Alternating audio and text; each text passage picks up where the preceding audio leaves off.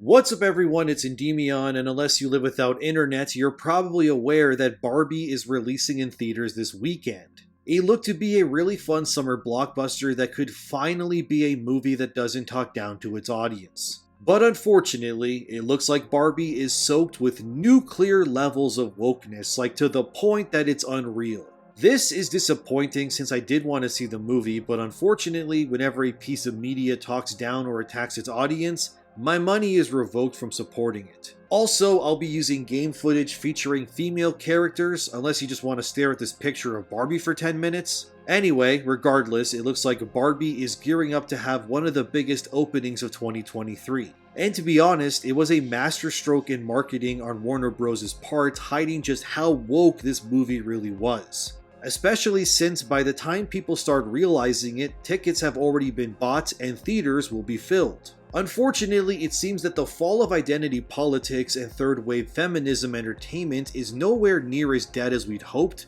but instead, it's stronger than ever. I feel like Barbie is Frieza, and we're all the unsuspecting Saiyans who thought it was going to be a good time, only for Barbie to try to single-handedly eliminate all of us in an instant. Some websites are basking in their blatant biased love of everything identity politics, like The Guardian with their article titled, "Why Does the Barbie Movie Have Republicans in Such a Tizzy?" This entire article is just one big conservative blasting rant that tries to paint anybody who disagrees with woke politics as the devil. This sentiment is unfortunately pretty universal from all your usual very liberal outlets as well. Then there's Entertainment Weekly with their review titled, "Welcome to Greta Gerwig's Fiercely Funny Feminist Dreamhouse." The review praises how writer-director Greta Gerwig injects the film with nuclear levels of feminism, all while undermining and sabotaging the men in the film. Then you have Ken, who's played by Ryan Gosling, and he ends up being basically the movie's villain,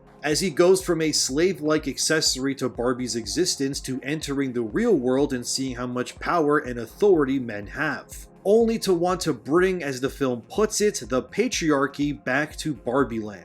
Apparently, the word patriarchy is said many times unironically throughout the entire film, and the movie just exists to push concepts like gender ideology not being real and anyone can be a man or woman. The film also delegates all male characters into either slaves of women or villains that exist only to challenge and be overcome by the power of feminism. To say I'm disappointed would be an understatement, as I'd hoped after all the nonsense Hollywood is going through, studios would finally listen. But Barbie will be a blockbuster that makes a ton of money due to its name and the social media campaign being nigh perfect in hiding its actual agenda. I have no doubt that the opening weekend of this film will be explosive, but it'll be interesting to see what it makes in its second or third weekend, especially once word of mouth gets out. But it's very unfortunate that Hollywood seems to have learned nothing from woke disasters in the past, especially since Barbie pushes the message that men are useless and suck. Which is ironic considering Barbie is a movie, which is an invention created by men playing in a theater, which was also made by men, while people sit in chairs with air conditioning on using electricity, which was all designed by and created by, you guessed it, men.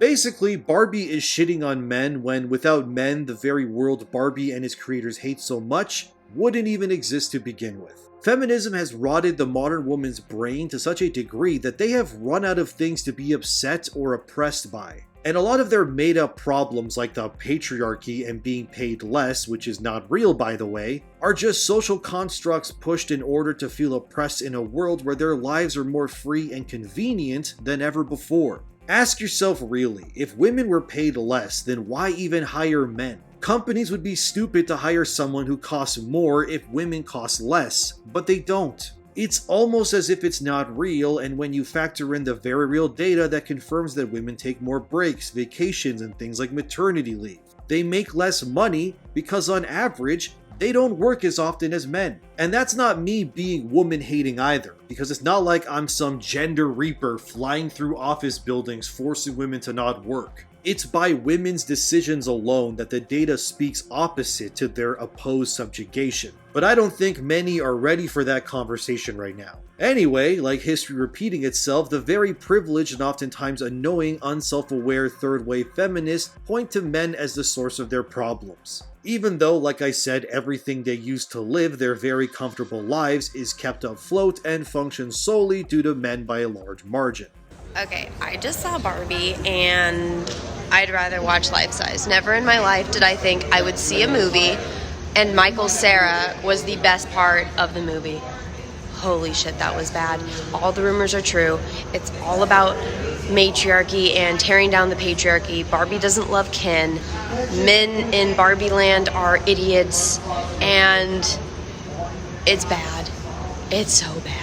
You even have annoying actors like Simu Liu, who hasn't starred in anything notable since Shang-Chi. The annoying Simu has been highlighted in an article titled, "Barbie puts final nail in the coffin for the idea of gender." He goes on to say, and I quote, "I didn't really have a relationship with Barbie in the past. I don't know about you, but I grew up in a society where traditional gender norms were pretty heavily enforced and were pretty prevalent. We were taught from a very young age, boys don't play with that and boys don't wear pink. Colors became gendered, toys became gendered, all of these rules were imposed on us, and so Barbie was not my toy.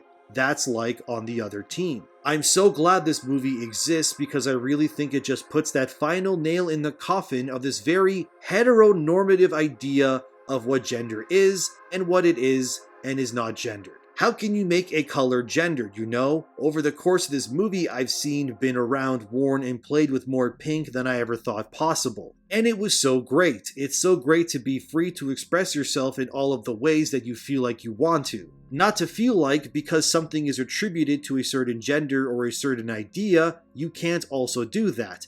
That's, I think, what's really struck me about being a part of this movie. That's what's involved in my understanding of Barbie and what it is, and what I hope that audiences will get from it when they watch the movie." End quote. I just want to preface before I go further that Simu Liu is an absolute dumbass that has been clowned on in the past by people over his moronic statements. And it's equally funny since Barbie fans have even edited the poor guy out of group cast photos of Barbie because they thought he ruined the picture. So he may be glad that the movie exists since it finally means he's got a job in a movie again since 2021, but the fans don't really seem to like him all that much, and oftentimes they act like he doesn't even exist. So to see Simu simping for a movie that not only openly hates him, but the fandom acts like he isn't there to begin with, is peak pathetic bitch boy energy. But I expect nothing less from the guy who got kicked in the balls and knocked out by a 100-pound woman in his own Marvel movie. And then he had to act like he couldn't overpower someone he could easily throw across the room with one hand in an actual fight.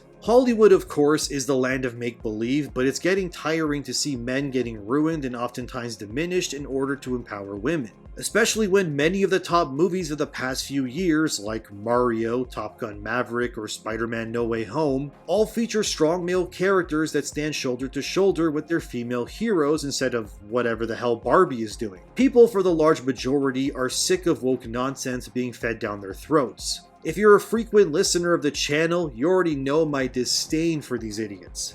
But it does make me bummed to see a movie that's basically an anti-man propaganda film being masqueraded behind the guise of something like Barbie. But then again, I also know I shouldn't be surprised either. It doesn't help when Barbie is declared a master thesis on feminism and a feminist Fantasia that encourages young women to reject their gender and what makes them unique because it's all social constructs apparently anyway. Then there's places like theplaylist.com, which compares the concept of Barbie and Ken to Adam and Eve. I wish I was kidding. The only difference here being that Adam is Barbie and from Barbie comes Ken. And the forbidden fruit in this film's analogy is instead the patriarchy and Ken's willingness to gorge on it to feed his toxic masculinity. And it's because of masculinity that Barbie Land is threatened to fall apart, because the presence of masculinity is apparently very bad and should not exist. And basically the main villain of the film becomes a red-pilled Ken, which pushes the idea that anything that challenges or opposes feminism or liberal mindsets is the devil. And the other big jab Barbie takes is in the form of being anti-capitalistic and claims creations exist beyond those who make them.